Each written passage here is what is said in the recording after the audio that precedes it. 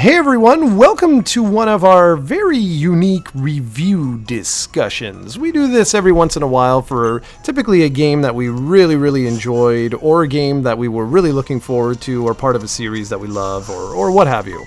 So as usual with these things, there's basically no holding back. So, huge spoiler warning right here.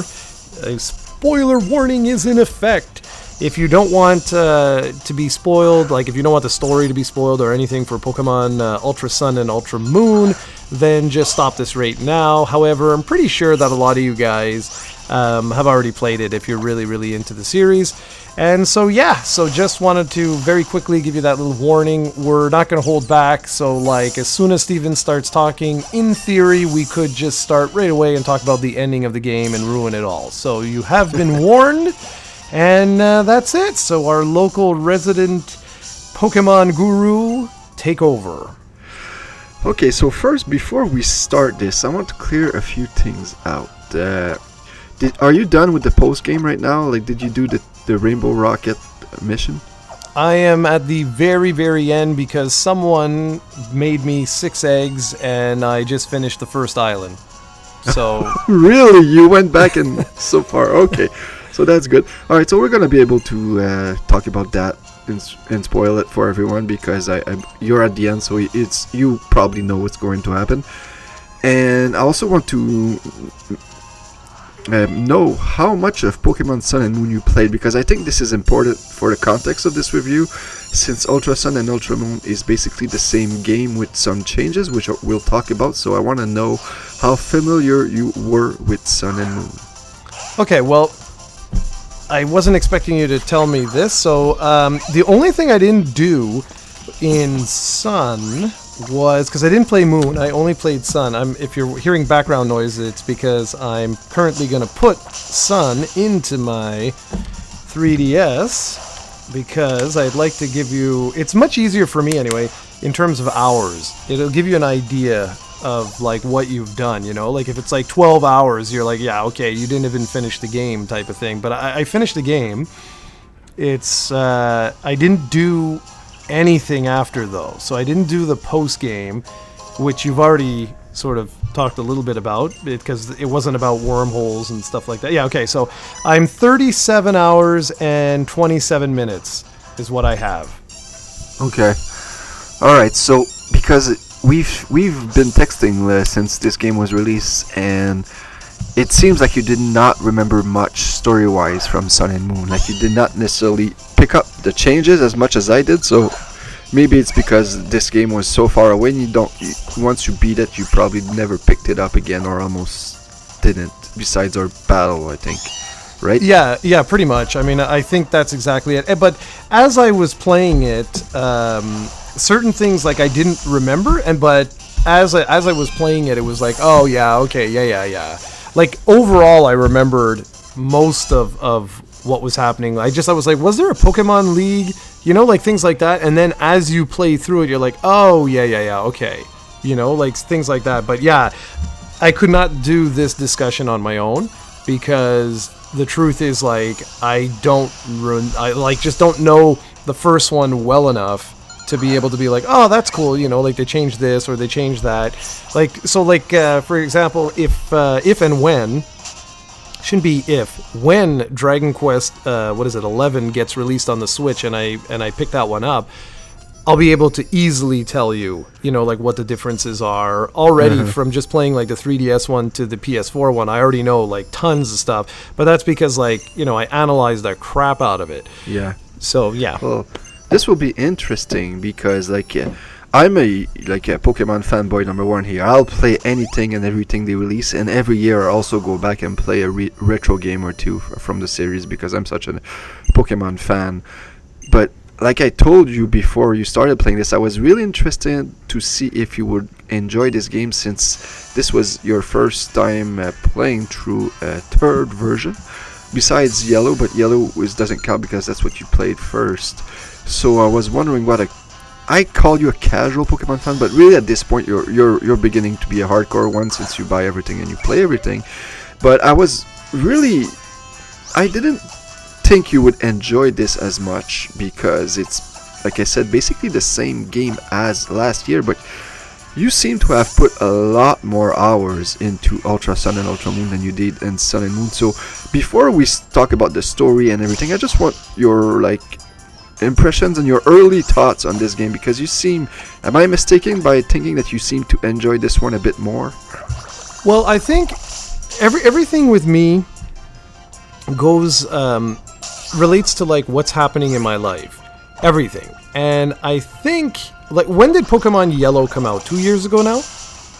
No, it came out last year in February, I believe. So then there you go, okay? Well, yeah, it came out in 98, but the Virtual Console release. Yeah, exactly.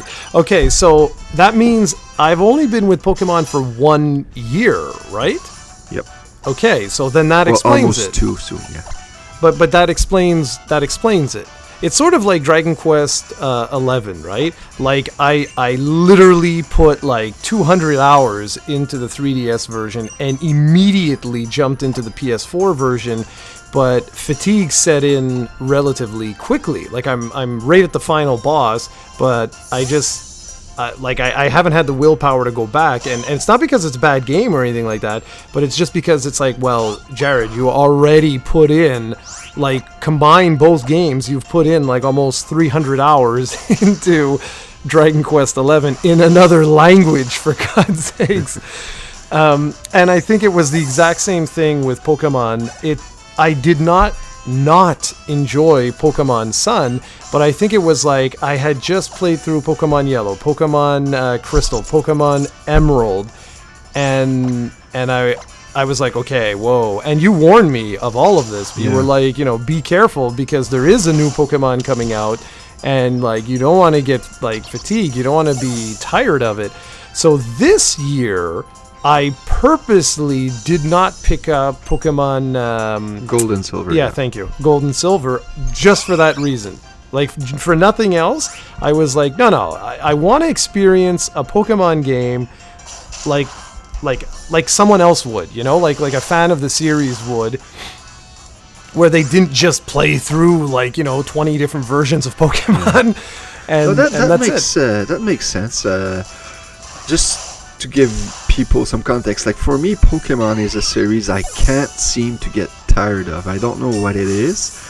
Just for example, last year I played through Red, Blue, and Yellow. All 3 games I completed. I put 100 hours into all of them and completed the Pokédex in Yellow. I then beat Pokemon Platinum and the fan-made Pokemon Uranium, and then Sun and Moon, I both beaten them, having a combined time of over 300 hours into those 2 games. And now this year I also played through Gold and put 40 hours into that. I don't know what it is about this series, so of course take my opinion on Pokemon Ultra Sun and Ultra Moon with a grain of salt, depending on what type of Pokemon fan you are, because this is my series. I am an ultra fanboy of this, but that's why I wanted to bring you in here, so we can have not necessarily a different opinion, but a different take on this, because even though you're a big Pokemon fan, you're not as crazy as I am, so maybe we'll be able to bring something unique here, and that's my goal. Yeah, okay, man. But to answer your question, am I enjoying this one more than Sun and Moon? Yeah, I am. For sure I am. But I don't know if that's because of the game, or if that's because I haven't played one in a long time. Yeah, that makes sense. Okay, so first off, we're going to talk about the story. For me, Sun and Moon, I really, really enjoyed the game for many reasons, but I thought it was the first Pokemon game to deliver a truly, I don't want to say Pixar-esque story, but a story in the sense that kids and adults could enjoy. I always tell people that Pokemon is made for kids, the story is more aimed toward a younger generation. But in Sun and Moon, I thought that the story could also be enjoyed by adults. And I've always enjoyed stories in Pokemon games, but this one I thought was a bit more deep. And I think that Ultra Sun and Ultra Moon made it even deeper. And they change a lot of minor things and some things major, but what I really thought was amazing is the character development. I wrote down a few characters here. I wrote down Hal, Guzma, Lily, Luzamine, Gladion, and I want to talk a bit about those characters later when we're done with the story, because I think they completely, in some part, changed some of them and just made them a lot more. They gave them more depth, if you want. Okay, that's fair. For those specific characters, I do remember certain things, from Pokemon Sun, but it was funny because coming off of the other games, I felt that too in a lot of different ways, because coming off of like Pokemon Yellow, Pokemon Sun, Pokemon Crystal, and Pokemon Emerald, it was basic. Like the story seemed to follow like the same sort of the same beats, if you will, sort of like the Force Awakens and New Hope, like sort of thing. So it was different, but at the same time, it was very, very similar. With this particular one, and I'm not talking about Ultra, like the Ultra sub-series here, just Sun and Moon, it felt really different.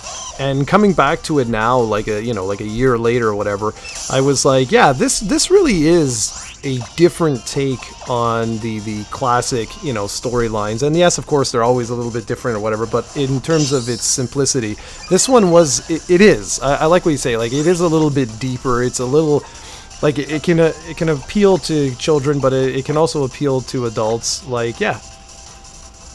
So the major change with the storyline is the introduction of Necrozma later on. Like, basically, Necrozma is the villain of this game, and instead of you going into the wormhole in the Ultra Dimension on the fourth island to chase Luzamine, you go on there to basically save Alola from Necrozma, because Necrozma's entire character is based on the fact that he needs a light to survive, and that's why he's it seems like the Ultra Recon Squad, which is another group that is new to this game, imprisoned Necrozma in a tower in Ultra Megapolis or something like that. Yeah, something like that. Yep.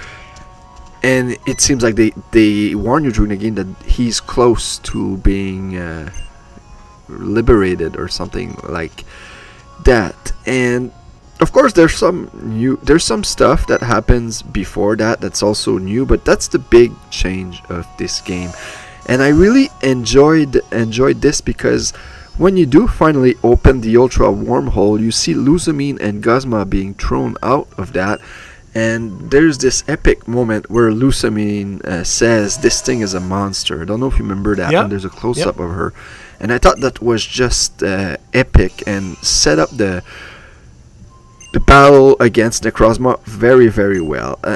My small gripe with this part is that it was set up as an epic, and as you talked about it and you hyped it during the entire game, this confrontation against Necrozma. And once you open the wormhole, like 30 minutes after, we were basically done with that. So I thought they could have maybe prolonged this a bit, because the tension was high. I was really into that moment, and I thought it ended a bit quickly, if you ask me. Yeah, it's funny you say that, because I thought that was really epic. Normally they're like, like this Pokemon is very powerful or something like that, but I really like that they said, like, they didn't refer to it like as a Pokemon. It was sort of like, this is some creature, this is a diabolical monster type of thing. So I'm glad you mentioned that, because it's true. I was like, oh man, this is epic, And unfortunately for me, anyway, I was so over leveled. It was almost like taking a level 100 Pokemon and going up against this poor guy. I one-shotted him. Like, he didn't even have a chance to like breathe. And it was so funny, because I was like, wow, man, I don't know about you guys, but geez, what a bunch of babies. Yeah, I wanted to quickly mention the difficulty of this game, because they've upped it a lot. And like any RPG series out there, it really depends on your playstyle, because even the hardest RPGs, if you grind like a madman, the game will be easy. And it's true for Pokemon. And like, Pokemon has always been a series that I've played a certain way. Like, if you I've always played it on set. I always never used potions and revives and stuff like that during battles, and I believe that moving forward, Game Freak really should remove the option of you to revive your Pokemon during a battle. They should only let you use your items in between battles, so that way it wouldn't give you an unfair advantage over the opponent, because they don't do that. They don't revive their Pokemon in the battle. So that's my 2 cents on that. But if depending on your playstyle, this game can be really challenging. And even for me, like I never really came close to dying or losing my party.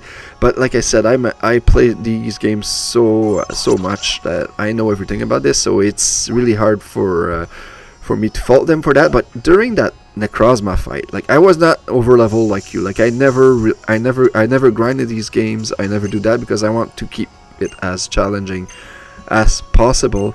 But during that Necrozma battle, I was surprised. I thought he almost did defeat me, because everything he did was one-shotting me. He had that move called, I believe, Ultra Photon Geist or something like that, and that move would destroy every Pokemon I have.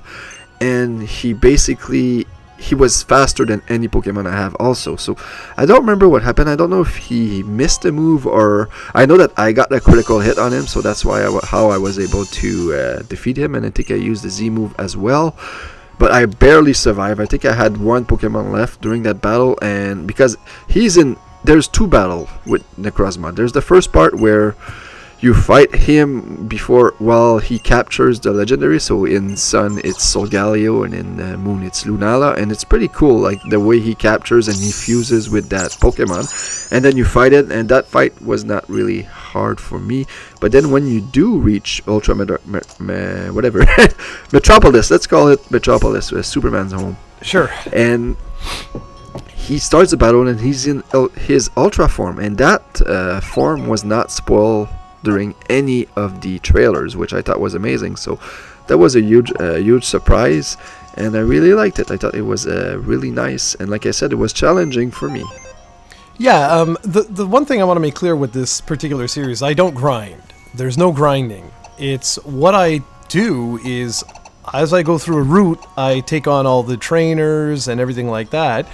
And just for those that are listening, what ends up happening typically is when I first play a Pokemon, I like to play with the starters. I just like that. It's become like my thing.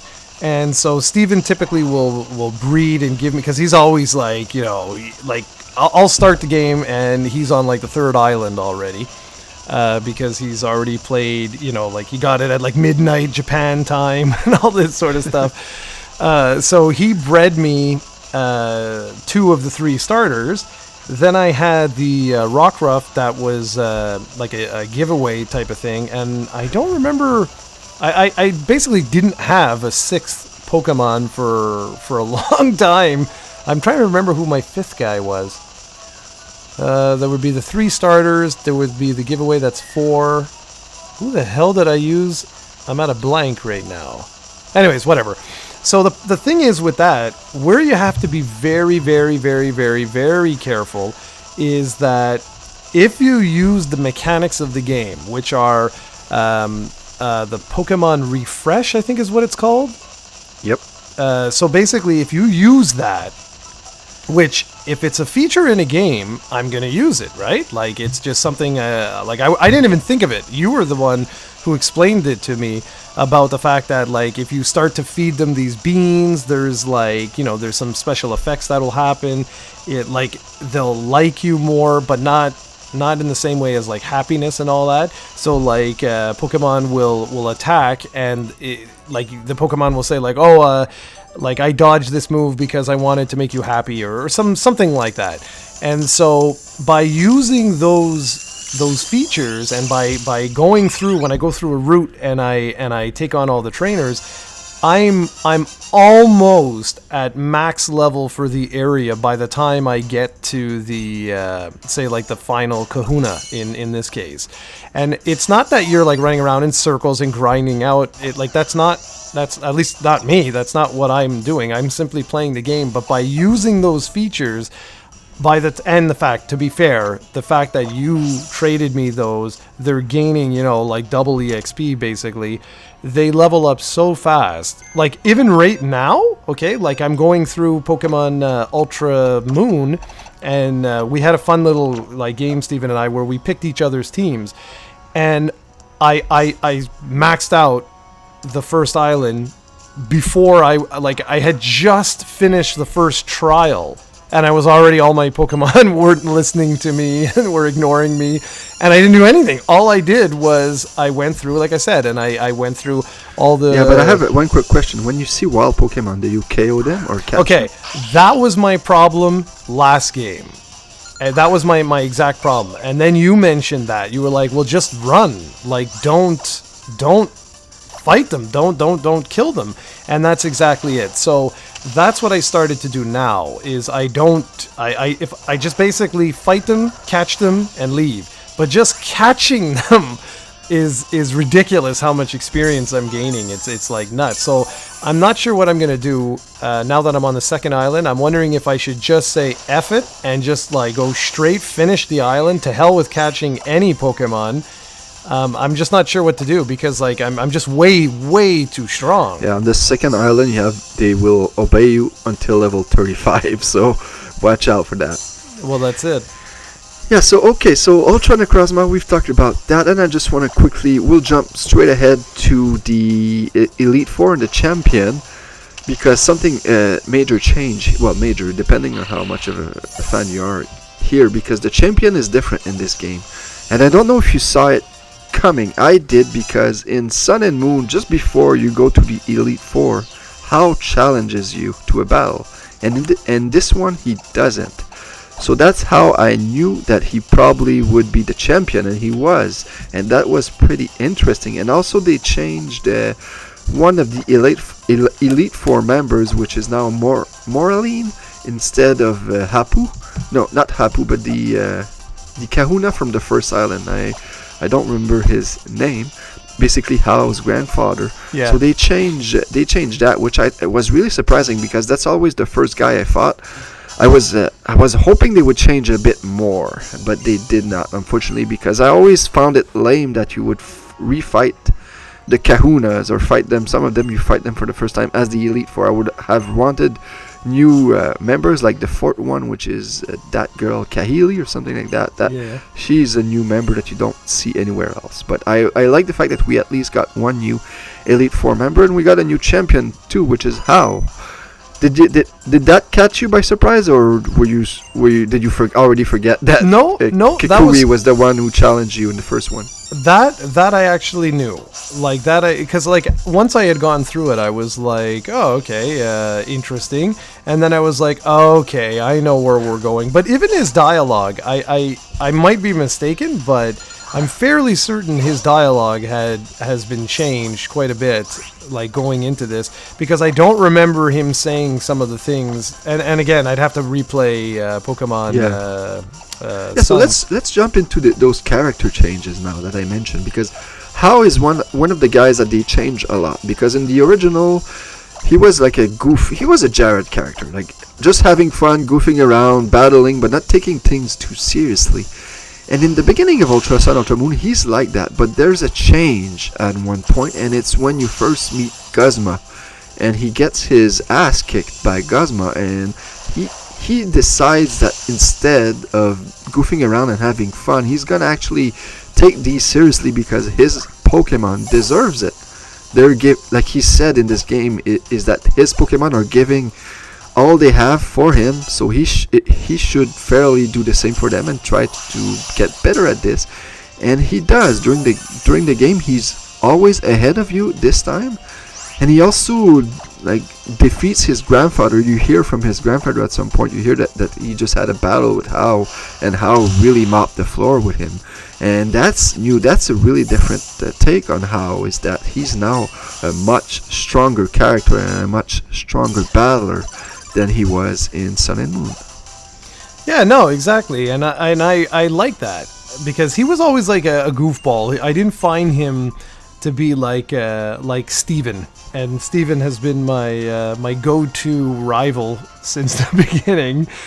and it was kind of cool because this time around it was like, okay, well now he's changing, and I like that. By the way, that one event, that was really cool, and I actually went back and talked to him a couple of times, and his dialogue changed, like I think once or twice, and I thought that was really, really unique, how he wasn't just, some goofball type of guy. So very cool. Very, very cool. Yeah, the other character I want to talk quickly about is Guzma. Because Guzma also did something pretty significant, and I think he does that in the post-game, where he removes his Team Skull icon from his jacket. Basically, not disbanding Team Skull, because the group still exists, but instead he becomes more human, I believe. And you can see that as my son is climbing down the stairs to come and greet me, you can see that Guzma his story is very interesting, because he originally tried to be a trial captain, and he was denied that, and really... Wait. Okay. Yeah, no, I'll let you speak a bit about Guzma, and I'll go put Elliot back with his mother. You gotta love this, guys. We are the most professional ever. But yeah, so like Guzma was really interesting. I thought this character was sort of like an ass character, is what I called him in Pokemon Sun. Like he didn't resonate well with me. I was just like, okay, like whatever. He's just like your douchebag type of, like gang leader type thing. But in this one, like Steven was just saying, like there's more to his character. And when he comes out at one point and he's removed the Team Skull thing, and it's sort of like he has an epiphany where he realizes, like, what the hell am I doing type of thing, and I really liked that. I really liked how they fleshed out the character. It's as simple as that. It's not so much that he's just one-dimensional now, and that, I think, more so than anything was what I really, really liked with his particular character. And like Steven said, like it's almost like he gets humanized, and not just by the fact that he removes the skull, whoop-de-doo, but later on too, there's in the post game, I thought it was pretty cool how he actually goes to like the Rocket Tower or the Rainbow Rocket Tower at one point to help you out, which I thought was neat. Like he's not just this jerk character. And I don't know if Steven's back yet. Yeah, I am. Oh, there you go. That I really, really love Guzma in the first one, but in this one he's even more developed. Like I said, all the characters like that. Like I want to talk about Lily, Lusamine, and Gladion now, because they're related. They're all brothers, sisters, and Lusamine is the mom. Yep. And I like them a lot in the original, especially Gladion, because I don't know if you noticed, but Gladion acts like a tough guy, acts like a bad boy, but all of his Pokemon in Sun and Moon, all of them, they evolve via max friendship, and that's something that most people don't realize, but that's a nice addition, because at the end of the game all Gladion's Pokemon are fully evolved, so that means he really cares for his Pokemon, and that's a nice touch that only hardcore Pokemon fans will notice, because the game doesn't tell you that, but there's always more hidden that if you take notice you'll see. And Lily also in this game, like at the end of Pokemon Sun and Moon, she really, like, becomes an identity. She develops an identity. She buys clothes for wears her own clothes for the first time, and really you can see that she develops self-confidence at the end of Sun and Moon. And in this one, even during the post game, she battles with you. Yep. That's the first time that she ever battles, and she really becomes stronger, and I thought that was good. And Lusamine is the one that had the biggest change, because in the original game she was kind of the evil character. She really was, and it was pretty cool. But in this one, she still has her faults. Like she still, like, basically, for those who don't know, her husband, Mon, I believe, which is the guy who runs Poképelago, was lost in a wormhole before, and since that it changed her life. And in this one, she basically becomes a bad mom, and in the hope of, like, she wants to go there and rescue her husband and whatnot. But in this one, her motives are a bit different because she wants to protect Alola from Necrozma. That's her entire motive behind all that. And she doesn't go into a deep coma. She doesn't fuse with Nihilego. She doesn't do any of that. She basically tries to fight Necrozma and fails terribly. And then her character evolves and she moves on. And she's even one of the characters that you can fight as one of the challengers that will challenge you for the champion of the Elite Four once you go back to the Elite Four after. So it was really interesting to see how much they changed these characters and further develop them. Yeah, man. It's honestly, you sort of said like everything I could possibly say, but for the family, I thought was much better handled this time around. I don't even know if that's English, but I thought it was way better. And even though I didn't remember all like the ins and out or the intricacies and all this, but overall, like I cared. And that was the thing. Like, you liked some of these characters from the very beginning. For me, some of these, I was like Guzma, I was like, whatever. And Gladion too, and the mother, I was like, whatever. But this time around, and maybe it was just fatigue, maybe I was just rushing through it, I don't know. But this time around, I actually cared about like all these different characters and what happened and the struggles that they went through. So I thought that was really well done. Yep, really. Did you ever notice about Gladion's Pokemon? No, I did not notice that. No. Yeah, that's a pretty cool little feature, I thought. Yeah, that is.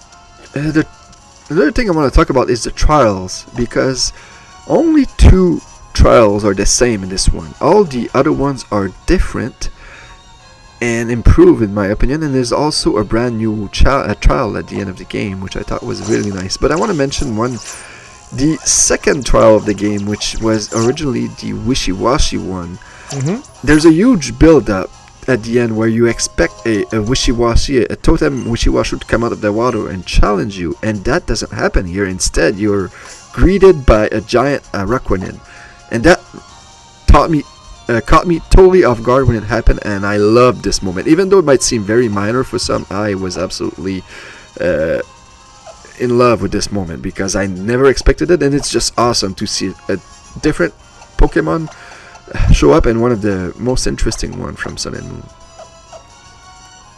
I like the way you're just quiet. He's like, "Speak, Jarrod, speak." Yeah, it's alright if you don't.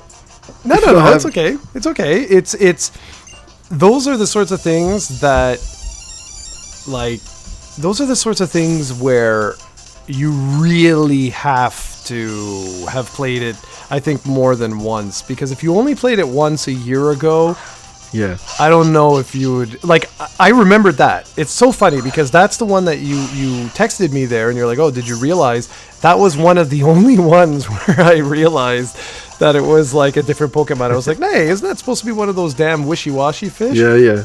And so, it's funny because all those totems also had new mechanics now, because they don't call the same Pokemon they did in Sun and Moon. Instead, they usually call a Pokemon that complements them to make the battle harder and more challenging. So the Pokemon that is called will usually have a move, or will usually be of the type that is strong against the type that the totem Pokemon is weak against. So I thought that was really nice. Also, something that probably I'm only one of the few who really enjoy, but the fact that there's so much more clothes you can buy in this game. Like, I was and now I'm playing as a girl character in my second playthrough for the first time, and there's even more clothes to buy, so I'm having a blast doing that. I always like the option to customize your characters because it gives you personality and makes you feel like you're actually playing the game. So I thought that was a nice change. And I also want to talk about stickers. Like in Sun and Moon, there was this collectathon mechanic that was basically Zygarde cells, and I never felt the need to complete it. I thought it was really boring because the Zygarde cells really should have been in Generation 6, but Pokemon Z never happened, and I never was compelled to go and collect all the Zygarde cells. But in this game, they added 100 stickers for you to find, and I was addicted to that. Just the sound it makes when you peel off a sticker is amazing. It's so addictive. I don't know if you know the sound I'm talking about. Yeah, sure. And I thought the rewards were pretty cool too. You get like 6 totem Pokemon, I believe. Yep. And those are basically the only way to get those. So I thought that was really cool. Really loved this, and it added more stuff to do. Yeah, no, that was a cool. That I'll give them. That was pretty cool. I didn't even know about the cells, to be honest. Like at all. I was like, there were cells, really? Like, okay, but no, yeah, the stickers, that little sound there is rather addictive. And in that, there's also that wormhole mechanic where you can go inside. Then yes. It's basically an action mini game where you fly through rings, and either they give you speed power-ups or they lower your speed, and then you go and you enter various wormholes or various cover with different rings ahead of them. And basically you can find legendary Pokemon that you couldn't, and other Pokemon not from this region. And I'm really addicted to that. I thought that was really fun, and it adds a lot of hours that you can do after you beat the game. You can also do it before beating the game. It's there for you if you want to. I think Game Freak did a miss. They could have done something better here, is that the default controls for this are motion controls, and they really suck. And even if you don't listen to this, or even if you're Jarrod and you don't have a friend like me, you won't know that you can change those controls, right? There's nothing in the game that tells you that you can change them. Yeah, so no. You probably, if you didn't know you could change them, you probably would not have played that more than you did, because the controls are horrible. But if you switch it to the control stick, they become awesome, and that's a really nice mini game that I'm still not done with. I want to capture all the legendaries, and there's also increased shiny odds in there, so there's a lot of stuff, a lot of love. A lot of love. Yeah, that's really cool. I actually got a little bit obsessed, believe it or not, with that, because what I like. When do you open that? You open that right near the end of the game, and then right before you fight Ultra Necrozma. And you had to go ahead and tell me that you're like, oh yeah, you don't need to fight beat the game basically in order to do that. So it's me. So I don't know if anybody knows me here, but I get very easily distracted with those kinds of things. And I spent like 2 hours in there going like through all of this stuff, and I caught I think 2 or 3 legendaries now, and I caught a whole buttload of just regular Pokemon. And then I was okay, fun. Stop. Okay. But no, I wasn't telling you to stop, but I mean, I was telling myself, I'm like, okay, Jarrod, stop, man, because you're never gonna finish. And anyways, but yeah, you're right, man, it's super fun. Yeah, and there's also tons of new additions to this game that I don't necessarily want to talk about, because I noticed that we're already at 40 minutes and I still have some things to say about this. Like the battle agency, I don't know if you've tried it in the Festival Plaza. That's something that I really enjoyed. I really love that they added that. There's tons and tons of side quests in this game that weren't in the original Sun and Moon, and they're really fun to do. Unfortunately, there's no quest log. I would have really enjoyed a quest log, so that once you do encounter a side quest, sometimes you cannot finish it right away. If you would have a checklist somewhere that tells you, okay, you still need to do that, and then you complete it, that would be fun. Also, the rewards are shitty. Let's face it, most of these side quests reward you with an item you'll never use. There's a few that give you some good stuff, but most of them, like Game Freak, should really give out better rewards for some of these. Yeah, this is something where, if you'll allow me, this is one area where I'd like to actually complain. And the reason why is because as I play through this, I can't help but be like, it feels from a development standpoint that we're still in like the 90s. You know what I mean? Like I just find for some, and look, this isn't oh my god, the worst game ever. Nothing like that. It's just that, like, just putting your Pokemon away, the fact that it's still box based, and just weird things like that, where I'm like, I know why you're still doing that. I can sort of get that, but there are a lot of quality of life things that I would do, and one of which was that I had to actually write down a list of quests and stuff like that. I haven't done that since like the early 90s. I haven't done something like that. So again, it doesn't ruin the game, it doesn't break it or nothing like that. It's just that I'm hoping that with the next generation, which is what, 9 or 8? 8. I'm hoping that they go full, like, you know, modern sort of thing. And keep the boxes, that doesn't matter. That really doesn't matter. But stuff like quest logs does matter. Things like the items that you give out, spice it up. You know what I mean? Like I think Ultra Sun and Ultra Moon is pretty much like the best of the best. You know, like we have great quality of life items. They did so many different things in the game. That's fantastic.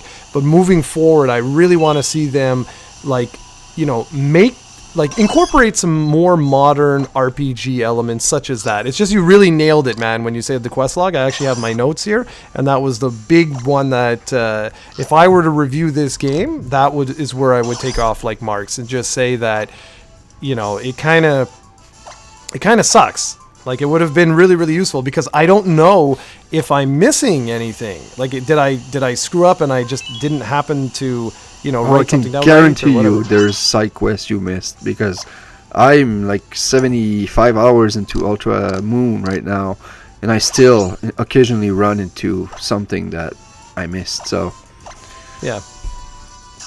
Alright, just before we talk about the post-game, I wanted to talk about something, a first for the Pokemon series, something that was never done before, and that is the addition of brand new Pokemon for this game, which Black and White 2 didn't get, Yellow did not get, Crystal did not get. Like, Platinum got some new forms, but did not get an actual new Pokemon for the Pokédex. And in this game, we have 1, 2, 3, 4, and technically there's a fifth one that is a mythical Pokemon that hasn't been announced yet, that we know from data miners is coming.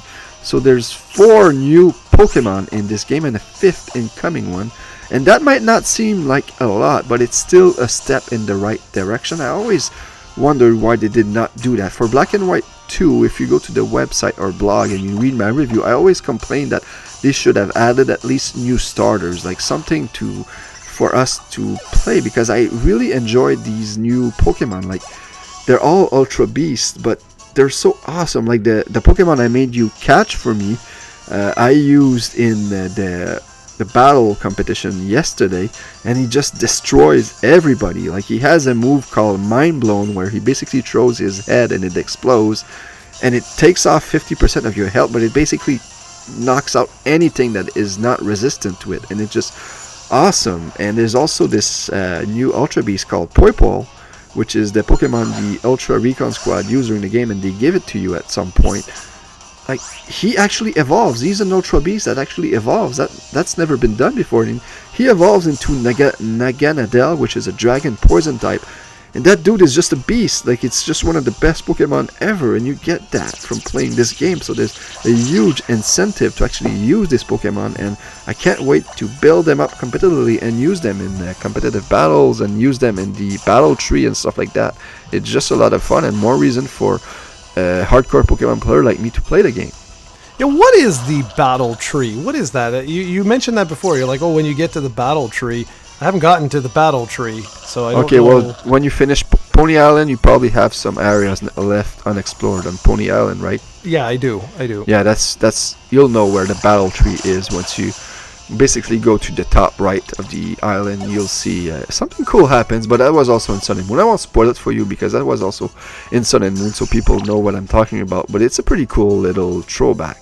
All right, cool. And I'm assuming, is it a multiplayer thing, or is it a... No, it's a single... It's basically a way to battle competitively, but against computers. And it rewards you with battle points so you can get Mega Stones and other hard-to-get items. Okay, cool. Very cool. So I'll look forward to that.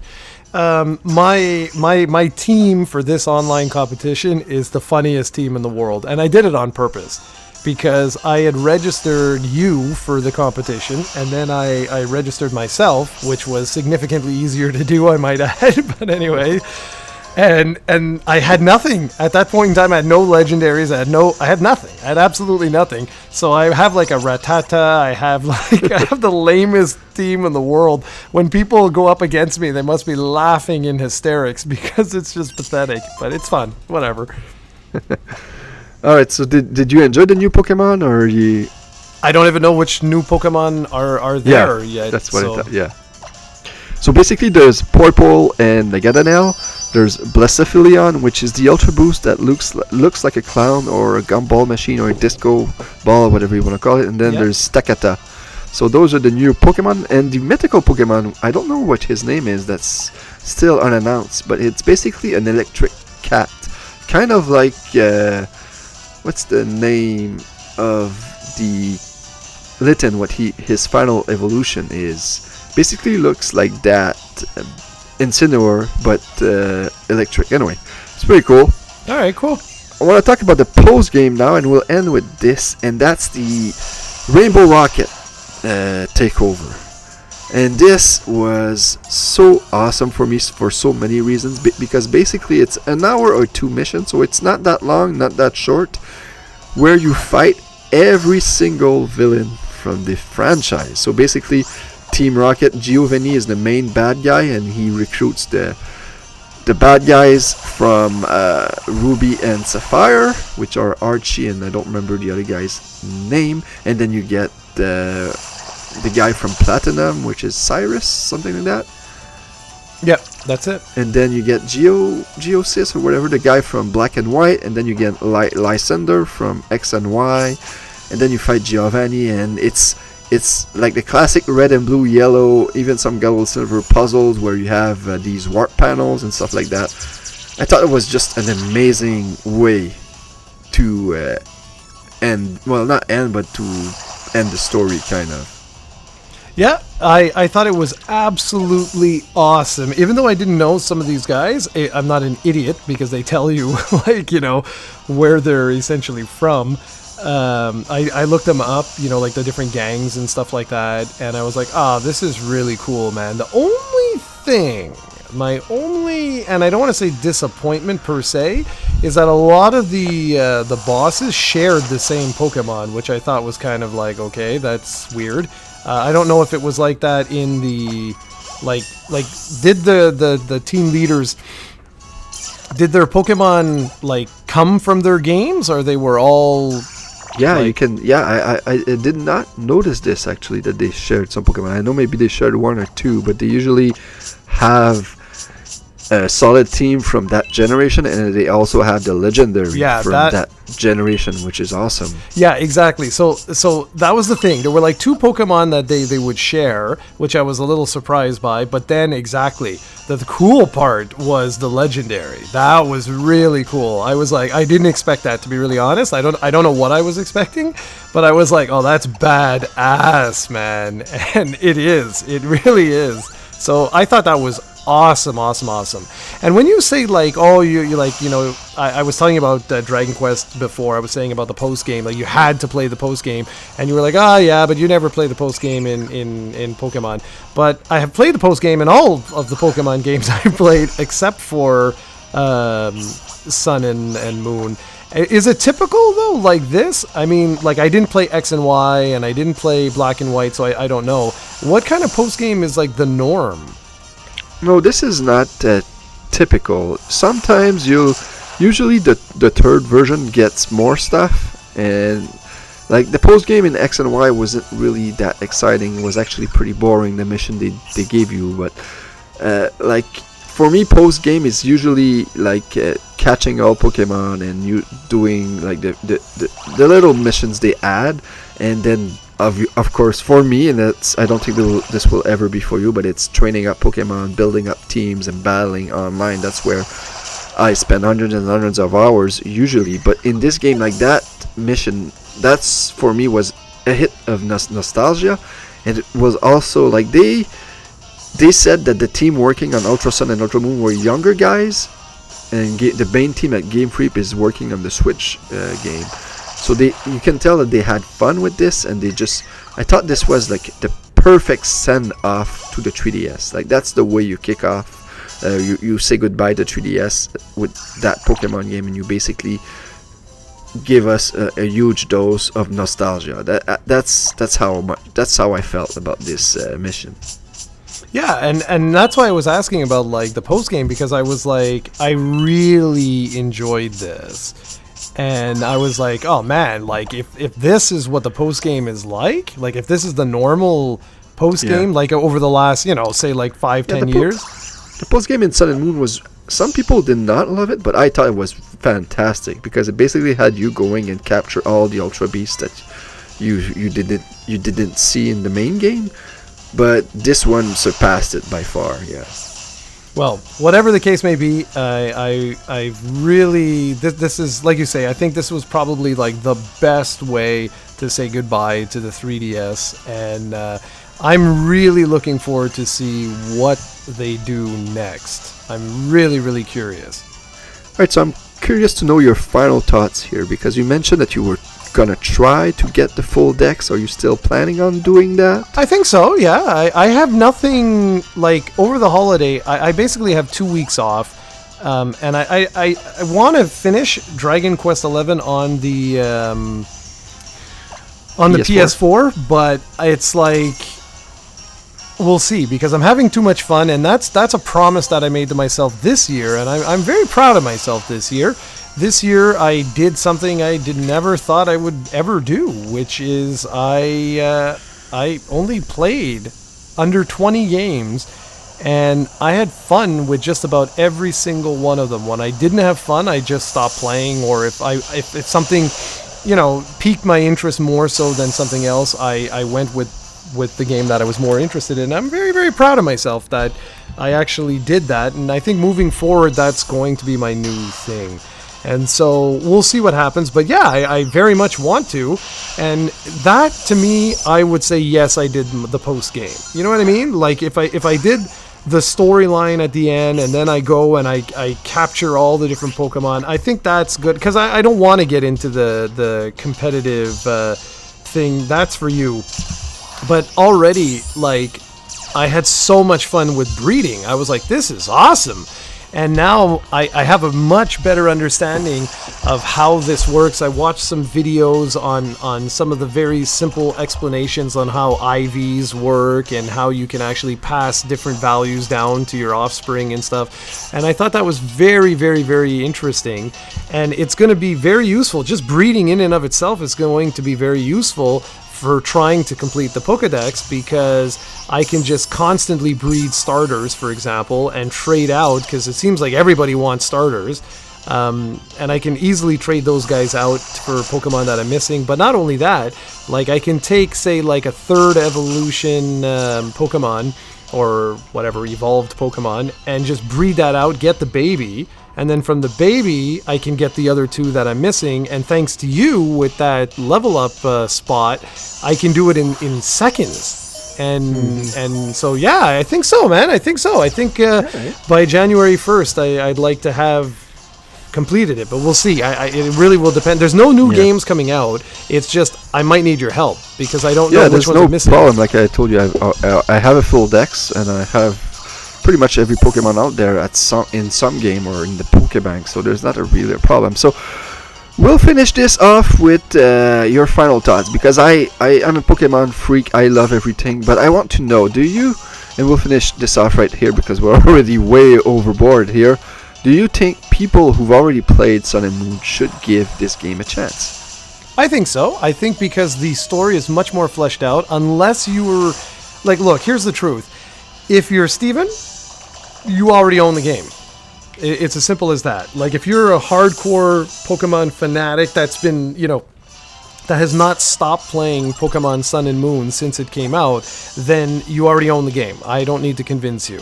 If you're the type of person who's somewhat more like me, that will play the game when it comes out, wants to play it for the story, wants to play it to experience the new Pokemon and the new starters, and just to have fun with the game, then I think so. I think you should still buy it, because it's been over a year since you played the other one.